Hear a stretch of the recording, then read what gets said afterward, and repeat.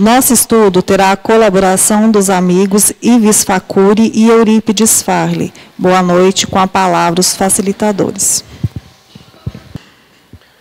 Boa noite a todos. Bem-vindos nesta noite para este nosso momento de estudo. Lembrando, como disse a nossa amiga Ana, podem fazer perguntas, tirar suas dúvidas. O tema hoje é livre, então dentro daquilo que você tem aí como dúvida, pode levantar a mão. Temos aí os voluntários para auxiliar vocês.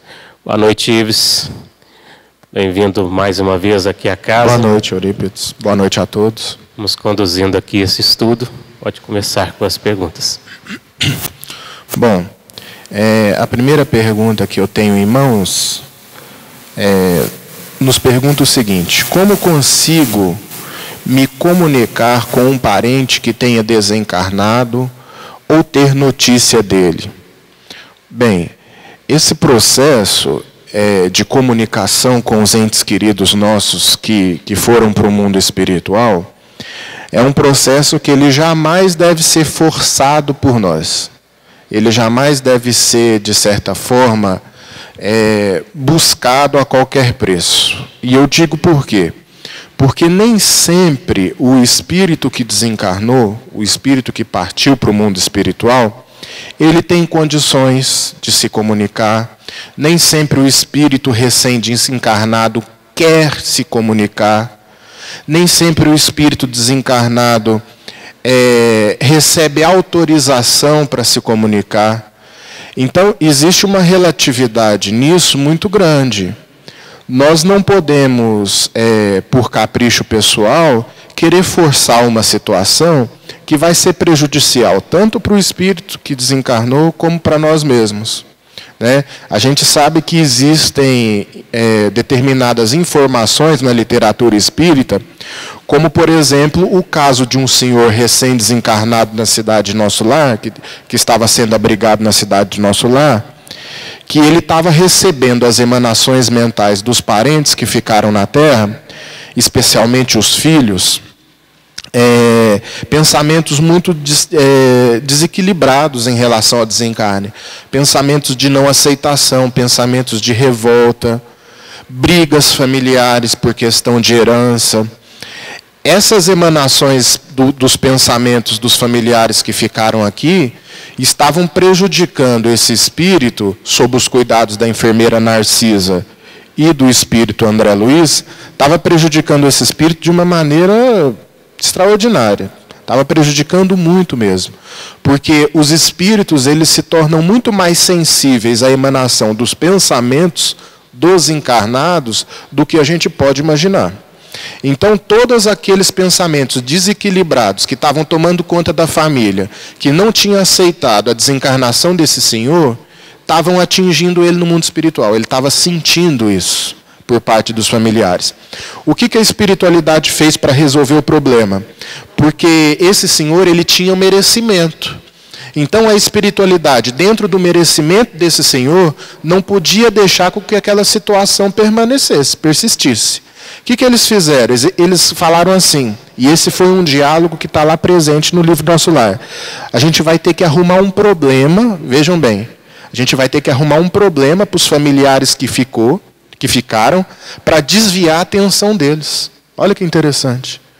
Às vezes a gente querendo forçar uma barra, forçar uma situação que ainda não está no momento, a gente pode atrair um problema para nós, fomentado pela espiritualidade para desviar o foco, para que aquele espírito ele possa não ser prejudicado. Aí tem um acidente, acontece, você perde o emprego, acontece alguma coisa desagradável, movimentado pela espiritualidade superior, a fim de que você possa não perturbar um espírito que desencarnou. Olha que interessante. Para mudar o foco. Então, nós nunca devemos buscar uma comunicação de uma maneira destituída de critérios. A gente sempre tem que respeitar o momento certo. Nada impede da gente querer, mas a gente não pode forçar uma situação.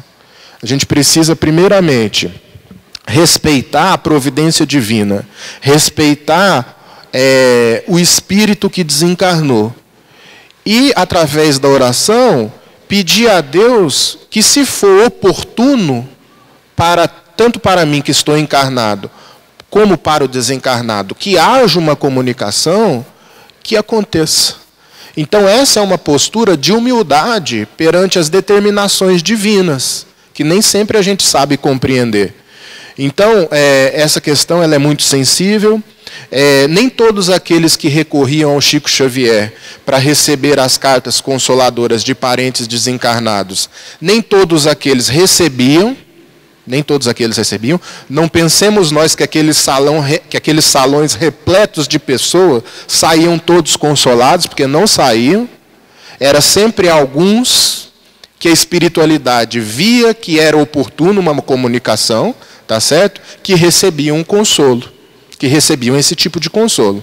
Então, a melhor forma de receber notícia do mundo espiritual de um ente querido que se foi é através da aceitação do processo, primeiramente, do respeito ante a situação. Que se for para acontecer uma comunicação, às vezes você nem precisa de um médium, sabe por quê? Porque durante o seu desprendimento físico, no momento do sono, você tem esse contato. Se for oportuno para aquele que se foi, para aquele que aqui está, que o contato ele se estabeleça, no momento em que você vai dormir, você pode ter uma presença nítida. Você pode ter um contato nítido com um familiar que te antecedeu no retorno para o mundo espiritual. Tá certo?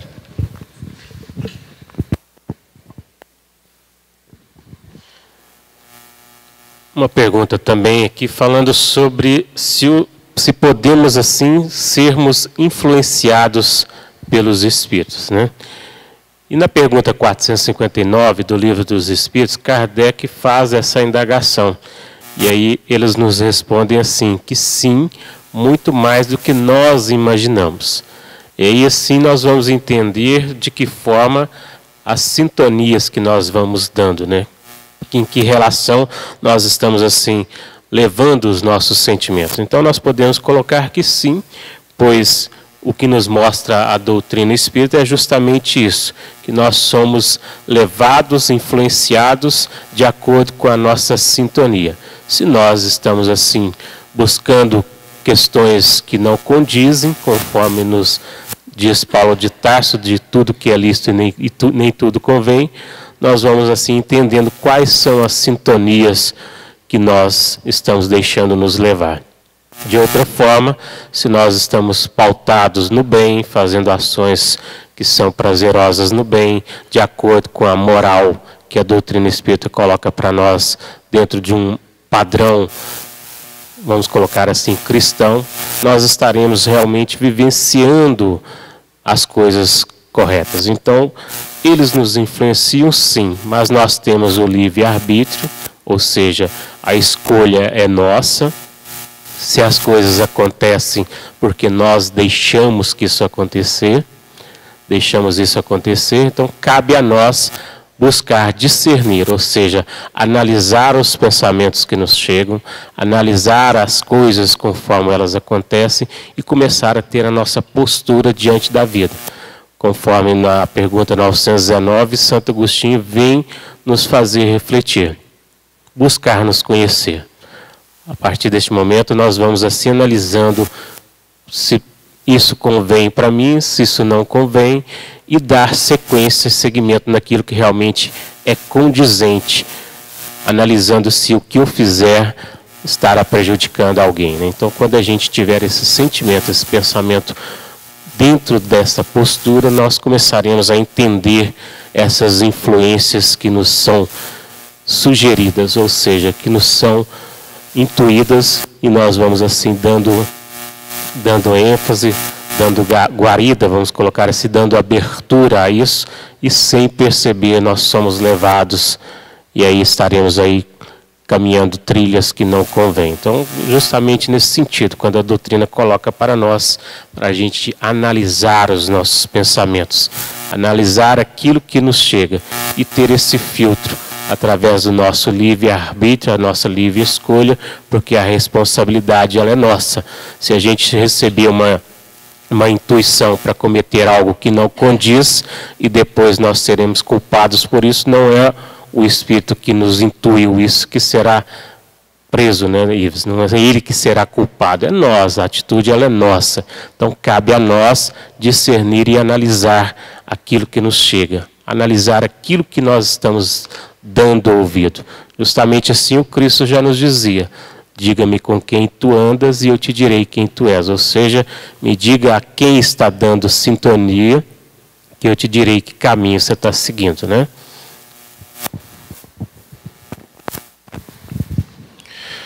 Como a espiritualidade o que a espiritualidade traz de informação sobre o nosso cenário político atual?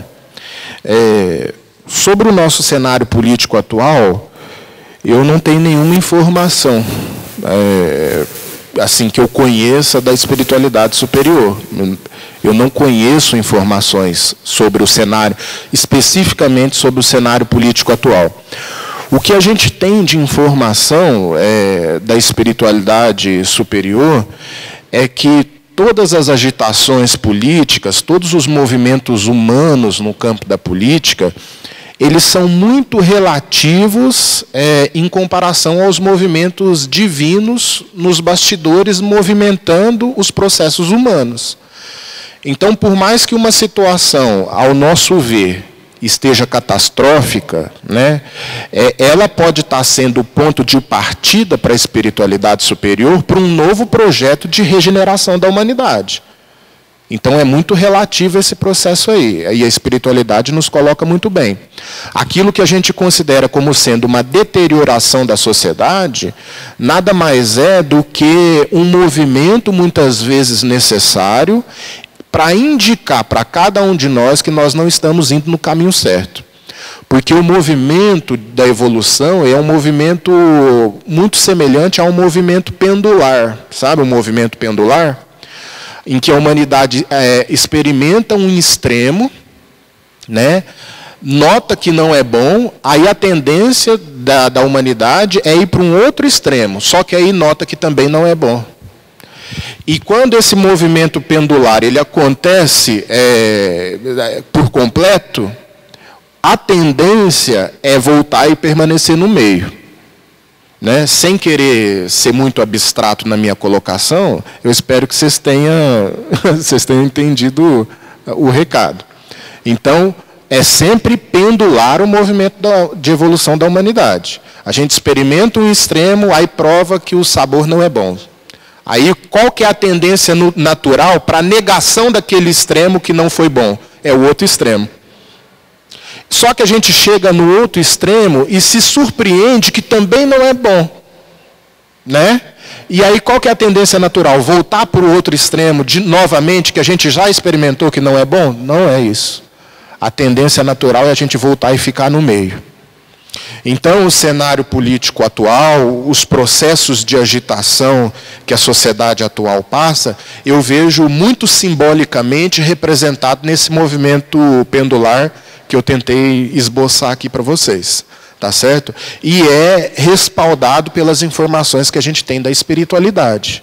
Sabe? Porque a espiritualidade, ela coloca que, assim como a ciência também nos coloca, que a gente descobre a verdade através de experiências de erro e acerto. Você vai errando, vê que aquilo não é o caminho, busca de novo, vai errando, acertando, e aí você vai, de certa forma, lapidando, definindo os caminhos pelas quais nós vamos, os caminhos pelas quais a gente vai percorrer daqui em diante.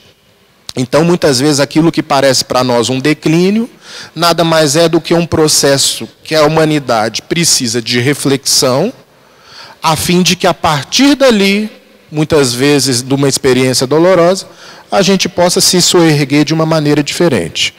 Sem querer entrar em pormenores de análise política, dando a nossa opinião pessoal, que não vem o caso aqui na noite de hoje, né? Opinião pessoal a gente não dá na tribuna espírita sobre política, aqui a gente tem que se restringir aos assuntos doutrinários. A opinião política pessoal eu tenho que falar da porta para fora, Porque a gente não pode fazer da tribuna espírita um palanque para defender uma ideia política pessoal. Não tem nada a ver com a proposta espírita. Aqui a gente tem que colocar aquilo que os espíritos trazem para nós, da maneira mais neutra possível. Agora, se alguém quiser saber a opinião pessoal desse ou daquele palestrante espírita, espera ele acabar, sair do centro, né? Aí tem uma conversa lá fora e aí você vai ver a opinião pessoal daquele palestrante espírita.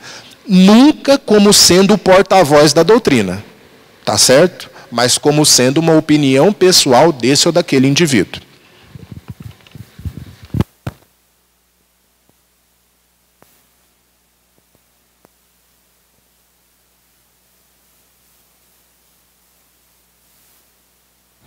O mal é a ausência do bem, o ódio é a ausência do amor.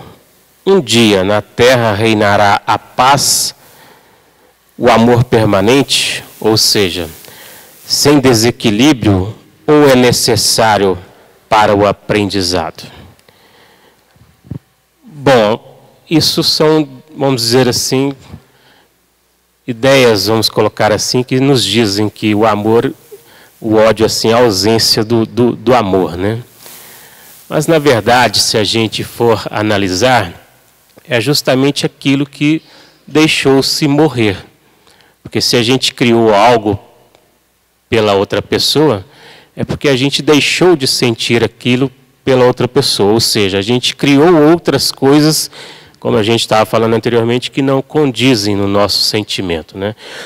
Falar que um dia reinará tudo isso na Terra, o Cristo veio aqui para isso. A proposta do Cristo é essa, que nós aprendamos a amar-nos uns aos outros e a viver-nos nessa postura de fazer pelo outro aquilo que se quer para si mesmo. Então, o processo ele vai ser natural a partir do momento que nós entendermos isso e começarmos a realmente vivenciarmos isso, a fazer aquilo que o Cristo nos ensinou, a dar a outra face. Ou seja, se aquela pessoa deposita em nós algo que não condiz, nós passamos a fazer diferente. Nós começamos a olhá-la com outro olhar. Da mesma forma que conta uma historinha que Jesus com os discípulos lá ia caminhando e aí tinha um animal morto no trajeto e aí os apóstolos viram para ele e dizem assim, mas como fede esse animal? E o Cristo olha e mostra como tinha bons dentes. Então a gente tem que ter esse olhar para as outras pessoas, olhar para elas sabendo que ali dentro existe um ser como nós, a caminho desta evolução, que ninguém aqui ainda é perfeito, fomos todos criados simples e ignorantes, mas que estamos neste caminho evolutivo tentando aprender uns com os outros a melhorarmos. Então se nós começarmos a entender este processo transformador para nós vamos assim compreender, conforme nós falamos anteriormente, no conhecer-se a si mesmo, entender o que é essa transformação moral à luz que a doutrina espírita nos traz, enfatizando esse processo da gente entender e buscar melhorar. Melhorar em que sentido? Ser melhores uns com os outros. Na pergunta 642 do Livro dos Espíritos, Kardec pergunta se bastará não fazer o mal para ser agradável a Deus. E aí os Espíritos nos respondem que não é apenas deixar de fazer o mal, mas fazer o bem no limite de nossas forças. Ou seja, que limite é esse? Não tem assim um limite. É a partir do momento que nós colocarmos esse enfatizamento assim de buscar fazer isso a todo instante. Esse é o limite, buscando fazer sempre a todo instante. Então, o dia que isso vai acabar, vai depender da condição moral de todos nós. Porque é uns ajudando os outros. É uns fazendo com que acenda a luz no outro. De que forma? Através do exemplo. Então, se eu viver bem, pautado no amor, no bem, fazendo as coisas certas, o outro também verá isso, começará, e assim é como se fosse uma corrente no sentido desta transformação. E o que vem a ser essa transformação de todos nós? Conforme Paulo de Tarso vem nos convidar a refletir sobre a transformação do homem velho para este homem novo.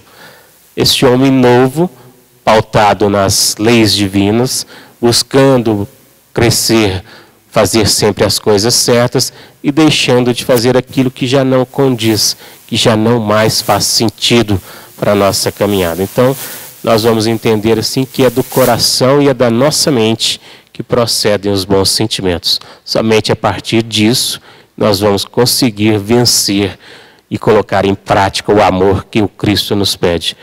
Não é uma coisa fácil, mas é o passo para a gente seguir adiante. Porque essa ausência desse ódio e desse mal, ele só vai acontecer se nós colocarmos aquilo que realmente condiz em evidência. E aqui falando sobre se o mal é necessário para nosso aprendizado, não.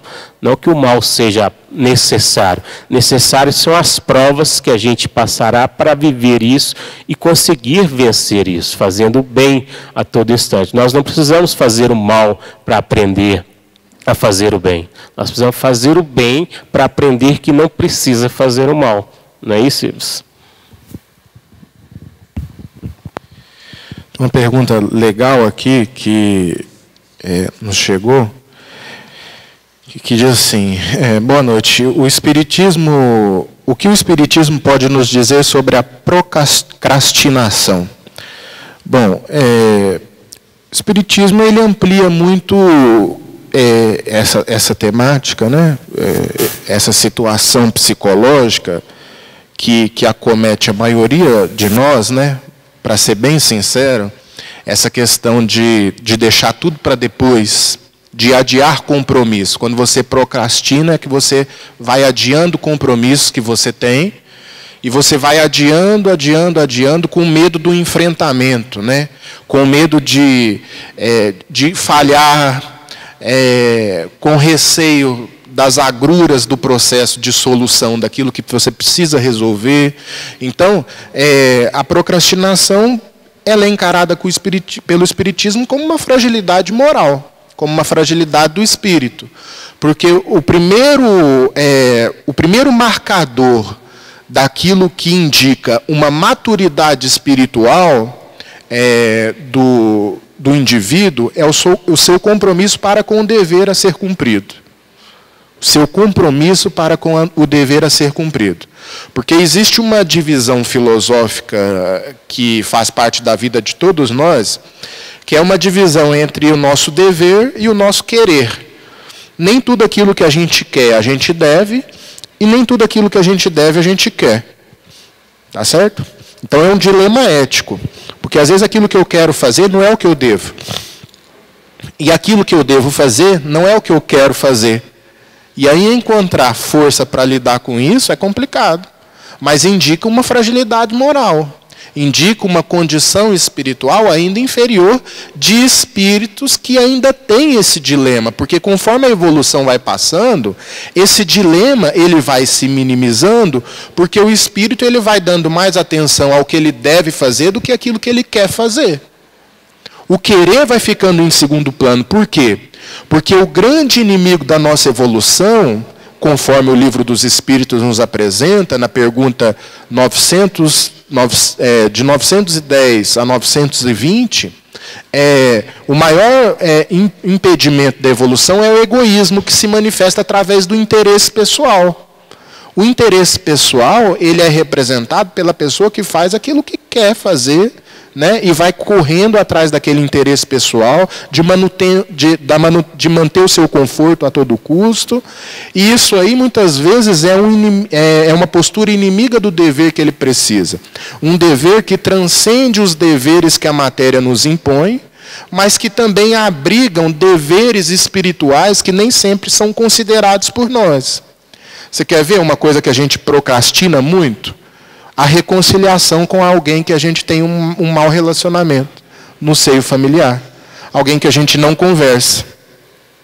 A gente vai deixando para depois resolver, se entender com a pessoa, né? Ah, não, deixa para lá, porque se se eu for tentar alguma coisa, eu vou caçar mais problema para mim. E aí eu vou deixando de resolver uma situação. Eu vou procrastinando, eu vou deixando para depois. Ou seja, aquilo não vai me abandonar, aquela situação mal resolvida. Pelo contrário, ela vai começar a dar sinais de que existe uma questão mal resolvida no meu campo emocional cada vez mais intenso. Cada vez que o tempo passe sem uma solução, segundo Dada Maravilha, sem uma solucionática no campo emotivo, né? Quanto mais a gente vai adiando as soluções no nosso campo emocional, mais aquilo tem chance de se desenvolver psicossomaticamente um problema, até de origem orgânica. Até de origem orgânica. Então, essas pendências da falta de entendimento, da falta de perdão, que a gente costuma adiar, que a gente costuma nem querer saber de resolver, a gente não está nem aí, isso são buracos na alma que nos acompanham e que um dia vão se revelar, que um dia vão vir à tona, através do sofrimento, que é a consciência te indicando que você não resolveu tudo que precisava resolver. Por mais que a gente anestesie a consciência, todo o processo anestésico ele tem data para acabar.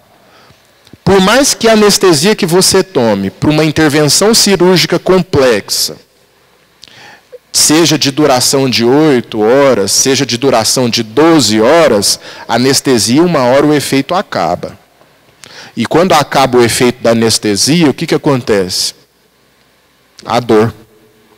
A dor. A anestesia da consciência é a mesma coisa.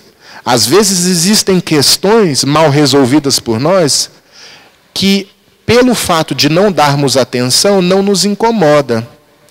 E aí se desenvolve um processo de anestesia consciencial. Só que essa anestesia consciencial, como toda anestesia, tem data para acabar. Tem um momento para acabar. E quando ela acabar, o que surge? A dor através da culpa, do sentimento de culpa. Esse sentimento de culpa é o que mais acomete os espíritos quando adentram o plano espiritual, em que a consciência ela se amplia e a gente tem uma noção mais exata dos equívocos que a gente cometeu durante a existência física. Durante a existência física. É como se fosse um trabalho compulsório de revisão de consciência que você faz quando adentra o mundo espiritual. E aí a culpa, e aí o desejo incontido de correr atrás do tempo perdido. Né? É por isso que o grande desafio nosso é não procrastinar nem questões materiais, que você precisa cumprir, muitas vezes deixa para amanhã, e depois sua vida vira uma bagunça porque acumulou, né? Tudo aquilo que a gente não resolve acumula, mas também compromissos espirituais que a gente vai relegando a segundo plano e vai se acumulando. Da mesma forma que você deixar compromissos materiais que você precisa fazer de lado se acumula, você deixa de pagar a conta de luz, vem a segunda, vem a terceira, corta a sua luz. Se você deixa de pagar um boleto que você precisa, vem o segundo boleto, vem o terceiro boleto e logo seu nome está no Serasa. Então, tudo que você não resolve, acumula. Do ponto de vista espiritual, é a mesmíssima coisa. Você não vai resolver uma questão mal resolvida no campo emocional, no campo espiritual, vai acumular. E vai juntar o terceiro boleto espiritual. Tá certo? Então, essas questões, tanto no campo material como no campo espiritual, precisam ser observadas por nós. As imperfeições que a gente sabe que tem, e a gente não quer saber de resolver, não quer saber de superar. Então, quer dizer, saber que é imperfeito é um movimento relativamente fácil. Ah, não, eu sou egoísta mesmo, eu sei disso. Ah, não, eu sou vaidoso mesmo, eu sei disso. Ah, não, eu sou orgulhoso mesmo, eu sei disso. Bom, e aí? Você sabe disso e você acha que tem alguma vantagem em saber somente dos problemas que você tem? Não, não existe vantagem. Existe vantagem no esforço de superação. É aí que tem a vantagem. O Allan Kardec ele fala, a gente reconhece o verdadeiro espírita, né? Porque tem muito espírita fake, né? E a gente está correndo atrás de corresponder a essa máxima de Allan Kardec, que é aquele que se esforça por conter as suas inclinações inferiores. Vejamos bem, aquele que esforça. Aquele que esforça não necessariamente é aquele que obtém êxito no movimento. Porque você obter êxito é relativo, mas o esforço é considerado por Deus. O esforço sincero. Então, às vezes, você lutou, não conseguiu. O que Deus vai avaliar é o que você não conseguiu? Não. Deus vai avaliar o processo de esforço que você empreendeu para conseguir. Então, essa é a primeira reflexão que a gente tem que considerar quando o assunto é procrastinação. Que é deixar para depois, para quem não sabe, é deixar para depois compromissos que são de agora. Né? É adiar responsabilidades que são urgentes. E isso é um verdadeiro vício.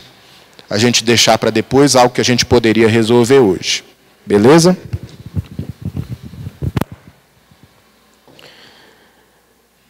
Disse Jesus, eu e o Pai somos um. Aí vem a pergunta aqui, Jesus é o próprio Deus? Como entender esta declaração de Jesus? Em João ele diz assim que Deus é amor. Se Deus é amor, conforme ele coloca, e o Cristo vem nos dizer que eu e o Pai somos um, vamos entender nisso que o Cristo também está se conectando a esse amor que é o Pai, que é Deus. Paulo já dizia assim, que já não sou eu quem vivo, mas o Cristo quem vive em mim. O que nós precisamos entender com isso? Obviamente, Deus é um, o Cristo é outro. O que nós vamos entender com isso é, o que o Cristo quis dizer com isso foi, quando a gente já está conectado nessa essência que é o Pai, que é esse convite que Ele vem nos fazer quando nós buscarmos esse entendimento desse amor pleno, Ele vem nos convidar a refletir que nós já estaremos no Pai conforme Ele coloca. Do mesmo jeito que Paulo disse assim, já não sou eu mais quem vivo, ou seja, o Cristo vive em mim. Por quê? Porque ali ele já estava conectado de tal forma no Cristo, que o Cristo já era por si as ações dele, ou seja, dando ênfase àquilo que ele entendeu e compreendeu da mensagem do Cristo. Esse é o convite que o Cristo vem nos fazer para que nós caminhemos com Ele, para que nós despertemos e caminhemos refletindo nessas ações no bem, buscando esse entendimento.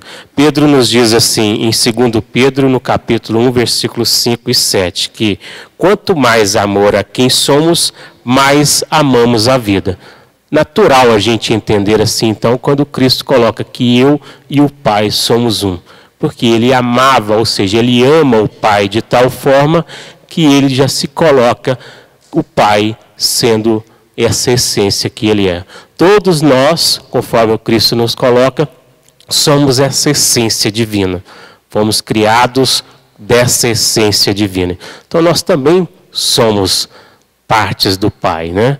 Então nós temos que entender o que nós somos, o que nós podemos fazer para caminhar rumo a essa perfeição que nós um dia alcançaremos. Conforme o Ives colocou, nesse esforço já para ir domando assim as nossas inclinações, ou seja, esses nossos equívocos, esses deslizes, as coisas ainda que nós achamos que condiz, mas que não convém. A hora que a gente começar, né, Ives, a despertar, amadurecer um pouquinho essa ideia, nós já vamos entender o que o Cristo reflete em nós, ou começar realmente a refletir a imagem do Cristo em nós. É isso que a gente tem que aprender com tudo isso. Então, quando ele nos diz que vive no Pai, já somos um, nós vamos entender isso, que nós também chegaremos isso um dia. Bastará, obviamente, os nossos esforços, as nossas vontades, fortalecendo-nos nessa caminhada que é longa, mas que cabe a nós, que o Cristo diz que todos nós alcançaremos, né? Conforme ele coloca, até mesmo para a gente entender na parábola da ovelha perdida, que todos, nenhum se perderá. Então ele está sempre nos impulsionando, vamos colocar assim, para que a gente adentre a esse caminho e não se perca novamente, né, Ives? Uma pergunta interessante aqui. Em sua concepção, qual o entendimento do que é necessário? Tendo em vista que o necessário para um é muito relativo e as necessidades são montanhas inconstantes. Né? Parece que é isso que está escrito aqui. Qual a concepção do que é necessário? Né? E que o necessário é relativo para cada um. Bom, eu não diria que isso é muito relativo, não, sabe? Eu não concordo muito com essa afirmação que o necessário é muito relativo. O necessário em si, né? O que é necessário de fato. O que acontece é que nós vamos criando falsas necessidades, aí é diferente. Né? O que é necessário não é relativo, mas as falsas necessidades que a gente vai criando, aí é relativo à condição de cada um, tá entendendo? Então, assim, cada um vai criando por si algumas necessidades que elas podem ser excessivas ou não, ou elas podem ser necessidades no campo da simplicidade, vamos dizer assim, sem nenhum tipo de excesso. Agora, o que acontece é que quanto mais a gente vai tendo no campo material, mais demandas vão aparecendo para nós. Mais necessidades a gente vai aparecendo para nós. E se a gente não vigia muito bem, a gente começa a navegar no campo do supérfluo, né? E esse campo do supérfluo nos contamina profundamente, porque a gente perde a medida daquilo que é simples.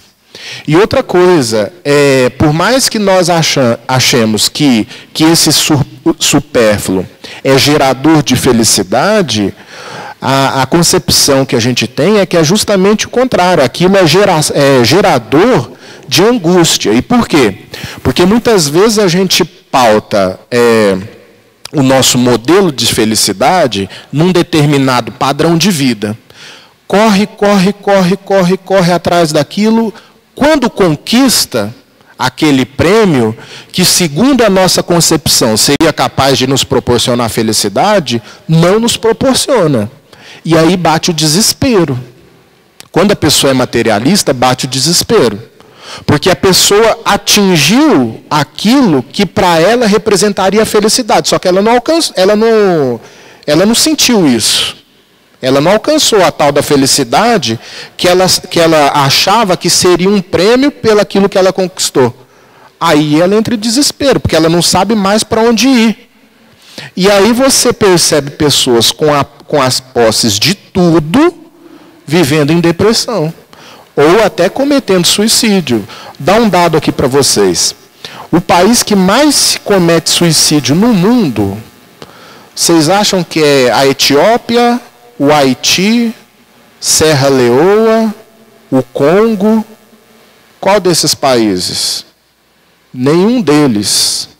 O que mais comete suicídio é na Noruega, no Japão, na Suíça, todos os países em que, do ponto de vista dos recursos sociais, não falta nada para a população. Tá certo?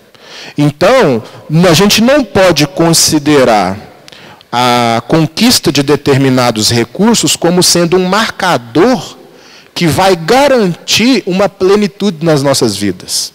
Tá certo? Então, quando a gente fala que o necessário ele é relativo à expectativa de cada um, tá certo. Mas a gente tem que pensar e perceber se essa expectativa não está sendo ilusória demais. Não está caminhando para o campo do excesso.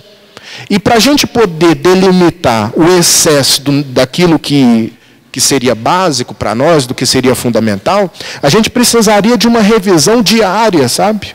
Porque os apelos para a gente escapar dessa delineação são muito sutis. E quando a gente percebe, quando a gente menos se dá conta, a gente realmente acha que está precisando daquilo. Mas só que não está. Então, esse é um tema que você coloca aqui muito interessante. Muito interessante mesmo, porque esse é um tema que Epicuro, lá atrás, no tempo de Sócrates, que foi um filósofo grego, ele já colocava. né? É um tema que está aí desde toda a história da humanidade. Epicuro ele fala o seguinte, num livro dele que chama Carta Meneceu, ou Carta à Felicidade. Tem duas traduções diferentes. Esse filósofo grego ele fala o seguinte, que tem os prazeres que nos são necessários e naturais. Existem aqueles prazeres que são naturais, mas não são necessários. E existem aqueles prazeres que não são necessários e que não são naturais. Ou seja, esses prazeres que não são necessários e não são naturais são prazeres, muitas vezes, que nos levam para o campo do excesso, para o despenhadeiro do excesso. Tá certo? Então, ele até dá um exemplo que é o seguinte, só para a gente poder jogar a luz aqui nessa fala que a gente está fazendo. Ele diz o seguinte, que ele dá um exemplo usando a culinária. Ele fala o seguinte, ele fala que quando você vai comer uma salada, se você nunca tiver colocado molho naquela salada, se você nunca tiver colocado tempero naquela salada, e você comer pela primeira vez aquela salada crua, sem tempero, sem sal, sem nada, como o seu paladar ele não vai estar acostumado com tempero, não vai estar acostumado com sal, ele vai encarar aquela salada ali com naturalidade. Tanto é assim que se você pega um bebê, você pode dar todo tipo de alimento para aquele bebê, você pode até, por exemplo, dar um suco sem açúcar para um bebê, que ele vai tomar com naturalidade, porque ele não sabe o que é o açúcar. Tá certo? O paladar dele ainda não foi viciado. Ele pode estranhar o sabor porque ele está na formação do paladar. Mas o açúcar para um bebê até 1 ano de idade não faz falta nenhuma, tá certo? Então o que acontece? O que ele fala? Que você come aquela salada num sabor original, beleza. Seu paladar às vezes não estranha. Mas se você for pondo temperos, ele fala dos molhos lá, você vai viciando o seu paladar. Se você é convidado, depois que o seu paladar se acostumou com os molhos, com o tempero daquela salada, a vir a comer novamente aquela salada no sabor original, você não vai gostar. Porque você já... Aí ele coloca, né, para nós, que porque seu paladar já se viciou. Isso aí acontece no campo material. A gente costuma sair do simples, a gente vai sofisticando a nossa forma de viver, sofisticando. Se a gente for ter que reencarnar numa condição social inferior àquela que a gente teve numa existência, que se desapegou da vida simples, a gente sofre muito mais do que aquele que já se acostumou dentro dos limites do necessário e supérfluo, divisados pela consciência. Ou seja, quando eu me acostumo com a vida simples, eu minimizo o meu sofrimento para outras experiências corporais que eu possa vir a ter. E até mesmo para essa existência atual. Tá certo? Porque quanto mais maior for a sua ambição, mais difícil vai ser você conquistar, e talvez maior vai ser a sua angústia existencial pela frustração. Então, assim, as coisas palpáveis, a atenção à vida simples, sempre é uma boa maneira da gente lidar com os impulsos do excesso que toma conta de todos nós, porque a gente tem muito apelo de fora. A gente tem muito apelo do mundo, que nos estabelece uma espécie de competição que vai ilusoriamente garantir uma felicidade se eu chegar em primeiro lugar. Só que chegar em primeiro lugar, do ponto de vista espiritual, pode estar representando um fracasso para aquele que chegou em primeiro lugar, no terreno das conquistas materiais.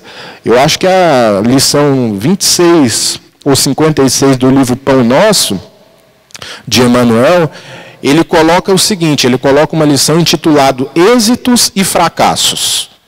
Êxitos e fracassos. E ele coloca que muito daquilo que a humanidade considera como sendo uma experiência vitoriosa, do ponto de vista espiritual, está representando um fracasso para o espírito. E muito daquilo que a sociedade coloca como sendo uma experiência fracassada, no plano do espírito está sendo uma existência vitoriosa. Está vendo como é muito relativo? E aí Emmanuel ele se utiliza de um exemplo muito bonito, que ele diz o seguinte: Jesus, aos olhos do mundo, saiu na condição de fracassado. Vocês concordam? Aos olhos do mundo, Jesus saiu na condição de fracassado. Porque o homem veio aqui, né, pregar o amor, pregar a paz. E o que ele ganhou como prêmio? A crucificação. Jesus, como sendo modelo para nós, ele ganhou a crucificação. Se você olha do ponto de vista materialista, Jesus perdeu. Porque o que ele ganhou como prêmio foi o martírio. Mas Jesus perdeu? Não perdeu. Os ensinamentos dele continuam aí até hoje. E a história não foi capaz de apagar a sua personalidade. Ou seja, do ponto de vista espiritual, ele foi um vitorioso. Mas aos olhos imediatistas da humanidade, ele foi um perdedor. Então a gente precisa ter um novo olhar para o que representa para nós aquilo que a gente pode considerar como êxito, sucesso, e aquilo que a gente considera como sendo fracasso. Isso, uma visão espiritual profunda, pautada na instrução e nos conhecimentos que a doutrina espírita nos proporciona, nos concede.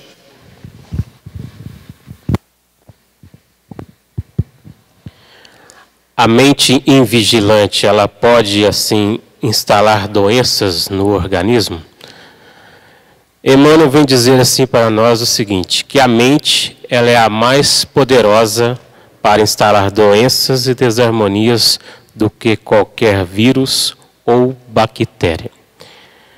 E aí nós vamos entender, conforme o próprio Ives veio colocando, quando a gente vai aqui buscando muito mais as questões materiais e não as questões que o próprio Jesus vem nos dizer que a traça não vai conseguir corroer, né? Nós não vamos perder com isso. Se a gente der mais valor naquilo que realmente condiz, Emmanuel coloca assim para nós, que pessoas que se embriagam a ponto de arruinar a própria saúde, que esquecem a higiene até se tornarem presas de parasitas destruidores, que se encolerizam pelas menores razões, destrambelhando os próprios nervos, os que passam todas as horas em redes e leitos, poltronas e janelas, sem coragem para vencer a ociosidade e o desânimo, pela movimentação do trabalho, prejudicando a função dos órgãos do corpo físico em razão da própria imobilidade, são criaturas que geram doenças para si mesmas nas atitudes de hoje, sem qualquer ligação com causas anteriores. Então, se a gente for analisar, a nossa mente, ela vai captando essas ondas todas e nós vamos trazendo para dentro de nós tudo isso. Então, muito bem colocado, para a gente, né, Ives, finalizando aqui, encerrando este momento, entender que nós somos aquilo que pensamos, né?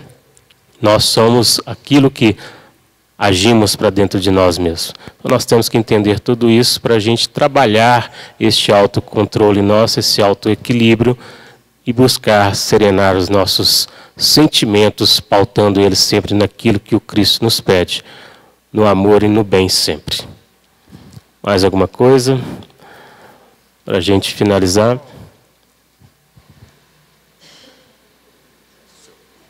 Eu só tinha me lembrado de um exemplo aqui, rapidamente, não vai durar nem 2 minutos, que eu, dentro daquela temática anterior da pergunta aqui que a gente estava desenvolvendo, eu lembrei de um exemplo pessoal, que eu peço permissão para contar, 2 minutinhos, não passa disso, prometo. A gente está tão acostumado com o excesso que, às vezes, vocês veem a gente falando e acham que a gente já está livre de um monte de coisa, mas a gente é tão imperfeito como qualquer um. E eu tive em mãos, há um tempo atrás, um aparelhinho de pica tomate, pica cenoura, pica cebola, chamado Turbo Chef, que é um equipamentozinho da Tupperware que você pica um monte de alimento e facilita muito você fazer comida. E antes eu picava a cebola com a faca e aquele sofrimento, você fica chorando, né? Fica todo ali contaminado pelaquilo que a cebola, aquele ácido que a cebola libera, né? E eu me acostumei com o Turbo Chef. Aí um dia, o Turbo Chef não estava lá em casa, a gente tinha emprestado ele, e depois que eu já estava acostumado em picar tudo ali bonitinho, rapidinho, dentro do aparelho, eu tive que, pelo fato do aparelho não estar lá, picar na cebola de novo, picar na faca de novo. E aí foi muito mais sofrido para mim, que estava sempre acostumado com o aparelho. Eu virei para o lado e falei assim, reclamei, falei assim, gente, cadê o TurboChef? Eu não vivo mais sem isso. Né? Minha vida naquele momento ali se tornou um verdadeiro sofrimento pela facilidade que aquele novo aparelho me proporcionou e agora eu não tinha mais. Isso aí acontece em todos os níveis, em todos os campos. A gente vai se viciando numa maneira sofisticada de ser, e se a gente é convidado a uma experiência original da qual a gente partiu até chegar ali, o nosso sofrimento vem em dobro. É só essa experiência que me veio à mente. Então, muito bem, Ives, nós agradecemos a todos, aos amigos internautas também. Daqui a pouco teremos a palestra pública. Boa noite a todos.